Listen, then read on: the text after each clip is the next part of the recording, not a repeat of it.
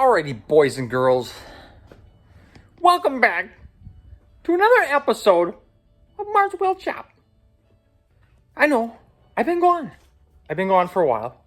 And you know what? It's summer, okay?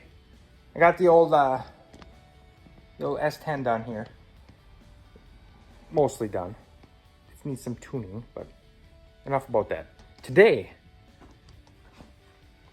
boys and girls, it's we're on to a new project here, and that would have to be this here Pirahna 140 pit bike. So I got this thing from a buddy I used to race the old RCs with, and yeah, I got the little track in the backyard, so I figured I'd use it. And my grandson is now riding a 50, so 60, whatever you want to call it, same thing. Not really, but it is. It's a Chinese thing. China! Anyway, so is this. But this is one of the upper level China. But anyways, got this thing. Joey Hinkins. Anyways, he bought this a couple years ago. Just rode around the yard. So he put a couple trinkets on it, taller bars, ASV, unbreakable, I'm sure they're breakable, but foldable levers, different piggyback shock in the back, and a different gear shifter. So we are going to make this our own, because that's what we do here, right? And so I went ahead and I started ordering some parts, and right away out of the garage, this first gear is useless on this thing. It's got so much torque that it's 2 seconds and it's already out of gear. So we're gonna change the gears on it. It's got like a 15 on the engine and like a 45 on the back. So we're gonna bump that up to, I bought a 16 and a 17 just to make sure we can get more of a broad usage out of the gears, I guess. That's what I'm thinking. I don't know what I'm doing. Whatever, okay? I got a new chain. So we're still waiting for the old front sprockets to show up, but the rear sprocket, the chain, and the I got an oil cooler for this thing. So down here on the bottom of the old engine right here, these guys here, that's the oil bypass for the head. So we're gonna install this here cooler hair that I got off the old Evil Bay thing, whatever. It's pretty stout, that's why I got it. It's pretty robust. So it's probably not the best one. Leave me alone, Pirahna guys. But it's something, okay? The other ones look kind of, whatever.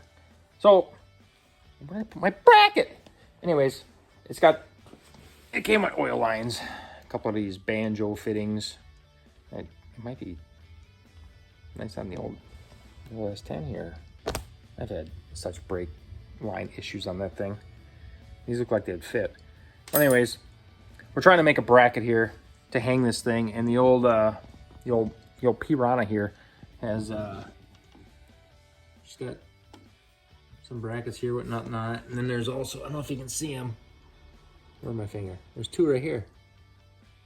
So two of those pretty much match up with two of the bolt holes on one of these little tabs I got from some BS transmission cooler that I got, or some kind of radiator thing for the S10. So I got these things laying around, and yeah, so we bent a little tab, and we took our little 6mm tap here, and we tapped out the paint on there, so the screws will go in. And so I don't know where I put that stupid thing, but we'll find it in a second. Alrighty, so we found our little bracket. We got her all mounted up here in the vise. We're just gonna hog them holes out a bit.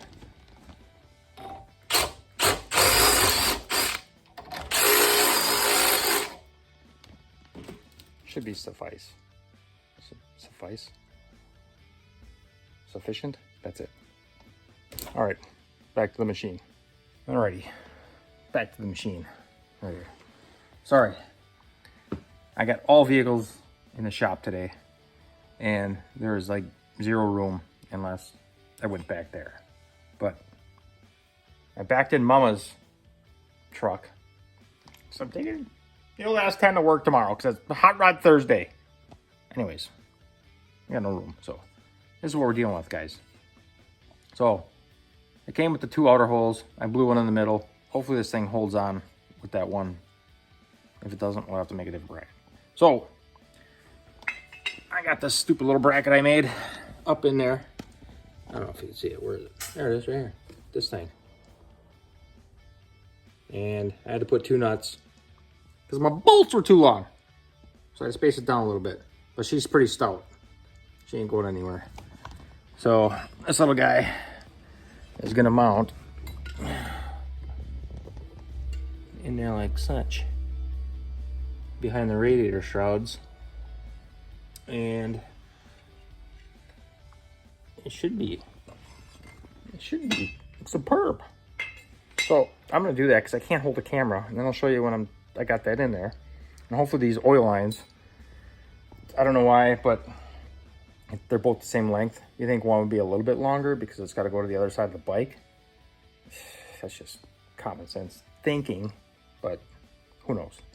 We'll get back to you. All right,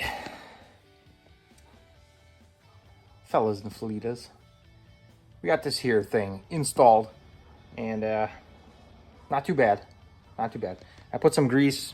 It came with these extra little rubber O-ring gascolitos for the oil lines. The stockers were just a aluminum washer. Sometimes they're copper. And I went with the ones that came with the cooler. And these had actually a bigger oil hole in them, but it wasn't in the right spot once you put the little rubber doohickeys on there. So, all right. So what we got here? Here's our oil lines right yonder. And let's see if I can show you here. That's how that goes. Kind of hard to see. There's my little bracket in there. And nothing's gonna hit the fender. We'll see about this here clutch cable. I don't know, but it's kind of hard when the one line is the same length as the other one. Would have been nice if it was like at least 2 inches longer, but pretty good kit for, I don't know what this thing was, 42 bucks or 46 bucks off the old Evil Bay.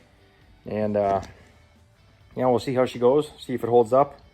I mean, the thing itself is pretty stout, and it's nice and strong. The body, I guess, isn't just like a weak, I don't know, sometimes they're really weak built. But also, guys and girls, put on the old face place. I'm on the Pirahna group there, so, and I might post this so you guys can see the install of this here tranny cooler, or I mean oil cooler. There it is from the back. Actually, from this way, it looks pretty factory, like it's almost supposed to be there. So looks pretty cool from that angle anyway. And also, the other day I just did the I've been searching the world for pipes, and I just, that stock thing with the stupid heat shield, I don't know, it just makes it look freaking cheap, you know, this thing. And I even tried to like sand this ugliness down, and it's still ugly. You can't even tell. So that's gone. So I ended up cutting, I don't know where I put them. I cut the little brackets off. These little nuts were welded on the pipe. Be careful, guys and girls. You don't want to cut through the pipe, so you got to be strategic with your grinding skills, which I am, because I do a lot of this kind of stuff. So, blah, blah, blah. It's no big deal, but just take your time, okay? But, yeah, you're booing off about right in this vicinity, right here, and one down, I don't know where it was, down here or down here. And we ended up, the pipe was kind of brownish from being ran before, but Yeah, I couldn't get these sections. I tried heating them up with the torch to make them look the same, but I had to sand with my sander. So I got the whole thing sanded out close enough, and it should return the brown, cool factory. I'm gonna call it like factory Pro Circuit color, copperish brown. Kinda, I don't know if you can see the tail. Nah, you can't see. I kind of sanded that too, but anyways, that's what we did for our little mods here on this Pirahna 140. So we're gonna go with that pipe for right now. I might try and get another one and make my own little power bomb and put it in there. So we'll show you guys that too. So, alrighty guys. Thanks a lot for hanging out. See you next time.